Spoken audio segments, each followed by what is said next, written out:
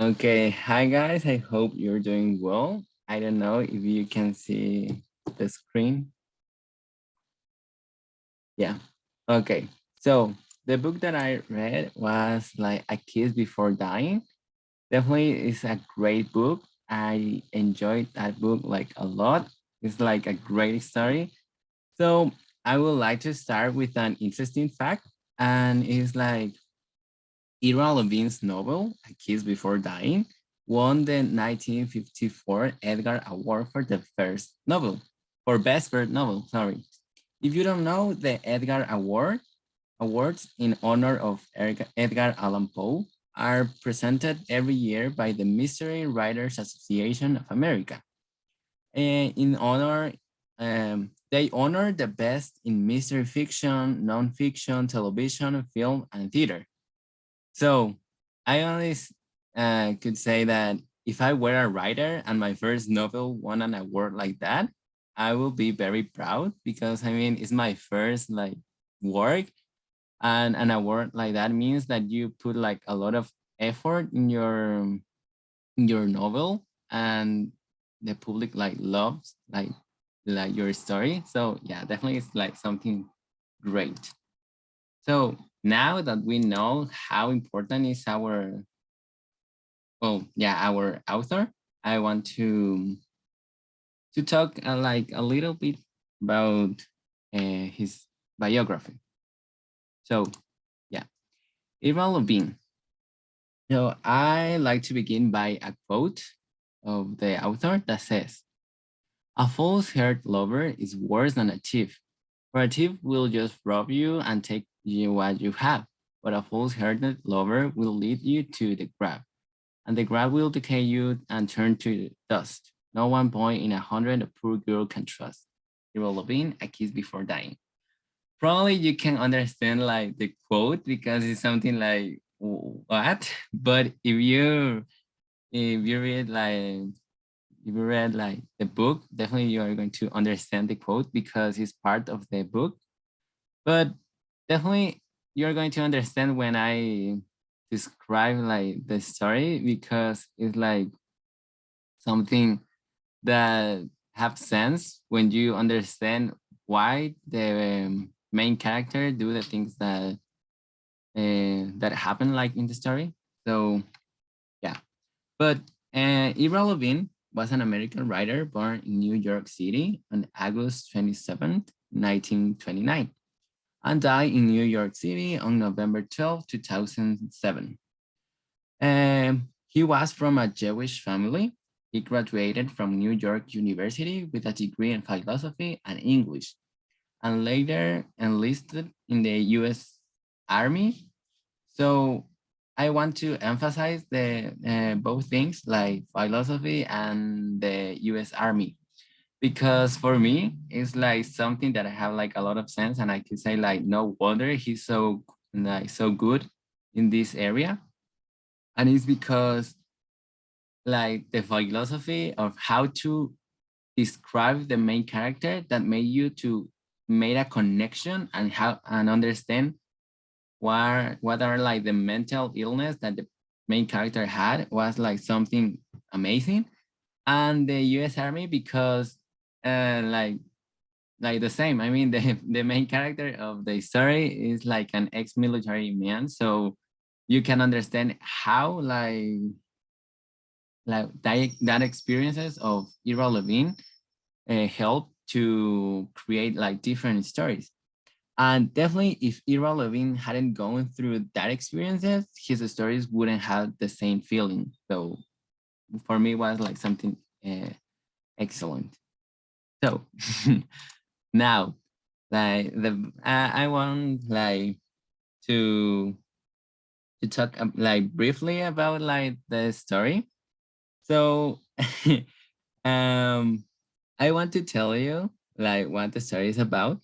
And in this story, a young man wants to marry one of the three daughters of a rich businessman to have a good life. I hope you like crime stories because this is one of those. And as you see on the little video, It's like part of the movie of 1991 because the book had like two movies, but this that like video is from the movie of 1991. So the novel begins when the man's girlfriend, Dorothy, tells him that she is pregnant. And Dorothy's father is a rich and owns of a copper company. The man realized, in this case, like the main character, realized he can marry her if she is pregnant and kill her, making it look like a suicide. Suicide, yeah. She was highly manipulable. And if Dorothy had not been blind by love, she wouldn't have died, as you can see, like in the video. After that, he started going out with Dorothy's sister, Ellen. But she finds out her sister was murdered. And before she can discover it was him, he kills her too. So it's like, wow, you can like how you can like kill like the two girls, and then he tries to marry Marion, the eldest of the three sisters.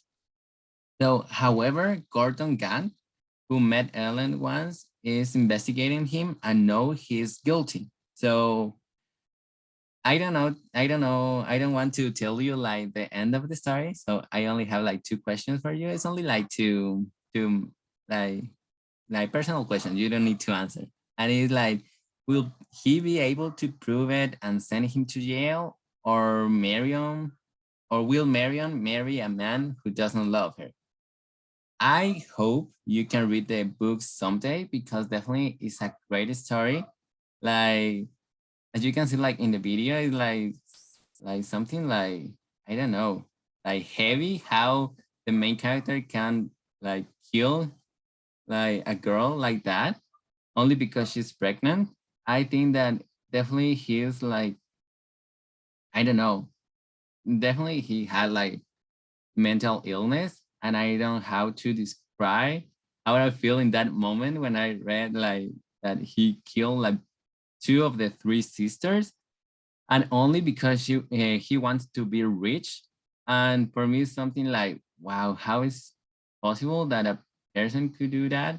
But yeah, it's something real. So, well, probably the book not, but I think that those actions could be something real. So we need to be conscious about that.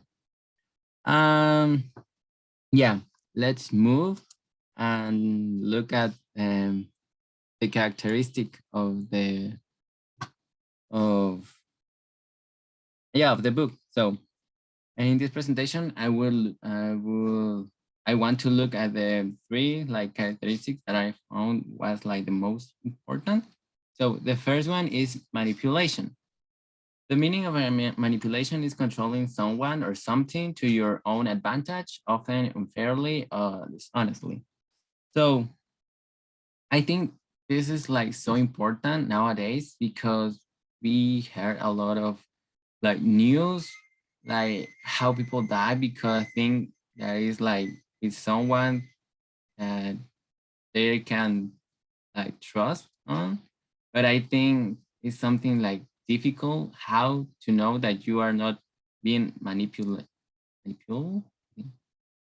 Yeah. So if we knew that we were being manipulated, we couldn't deal with the situation because no, sorry, we could deal with this with the situation because it's something that if we understand that we are not with someone for love and only because we think that things that that person do like toxic things are like love, we can like help ourselves to understand that it's not safe for a relation to be like that. So definitely for me, manipulation is something so important.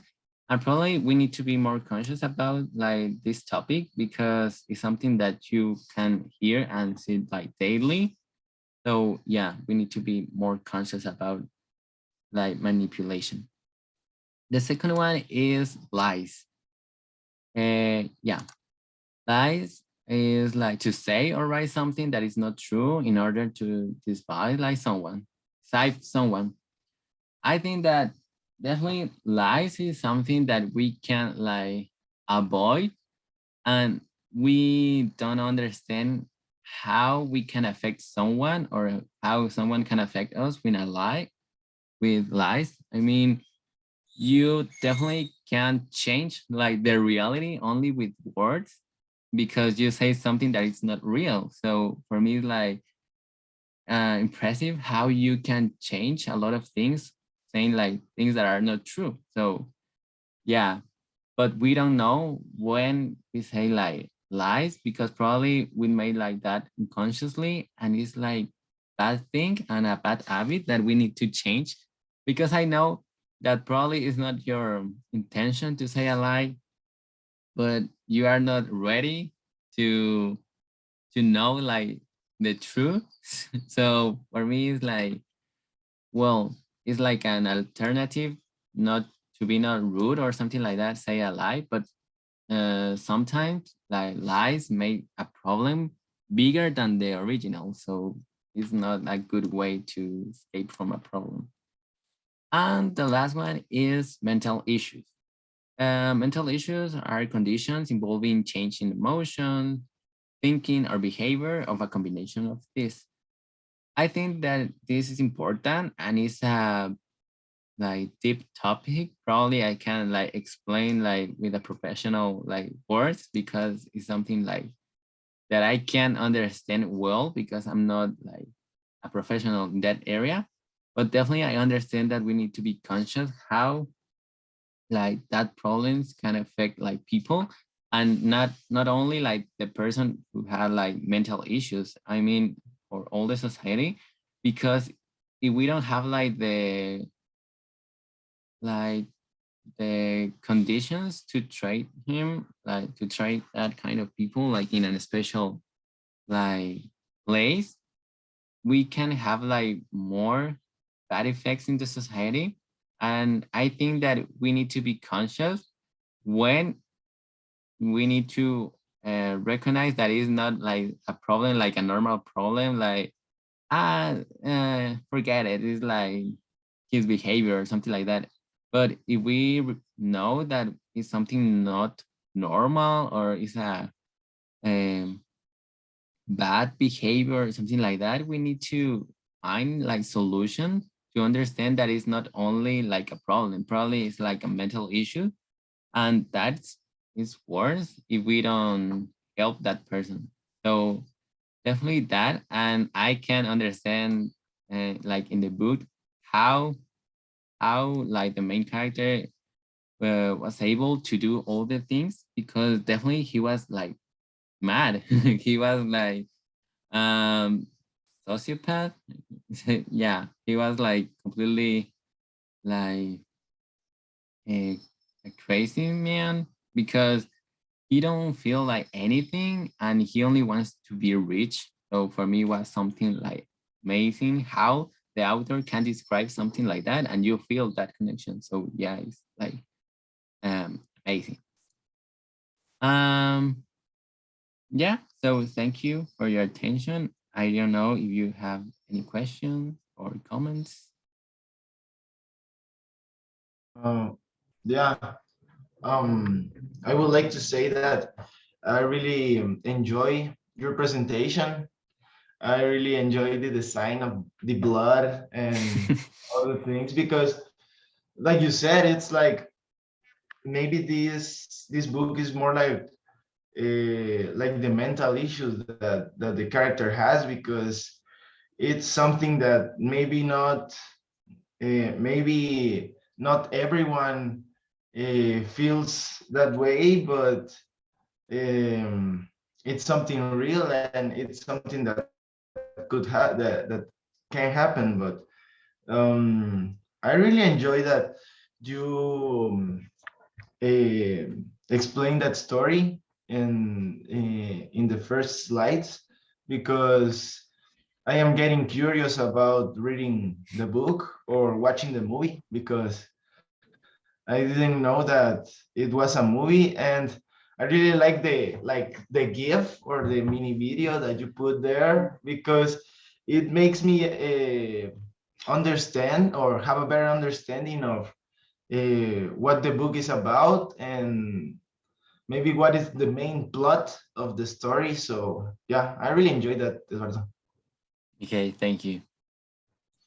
Well, Eduardo, I have to say that I enjoy listening to you and looking at your presentation. It was really colorful. The video helped me to imagine the situation. No wonder you enjoy the book. It looks really interesting. And I think that I have to read it because with your explanation, you inspire me to know the whole story. So thanks. Okay, that's great. So thank you, Christopher. And definitely, if you want to read like the book, you need to do it. And if you want to watch the movie, I read that it's better if you saw like the first like adaptation of that movie is like the 1956 movie, because the 1991 is like a new version and people say that it's not like good like the first one. So only you need to see like the first like movie. But yeah, thank you guys for your comments.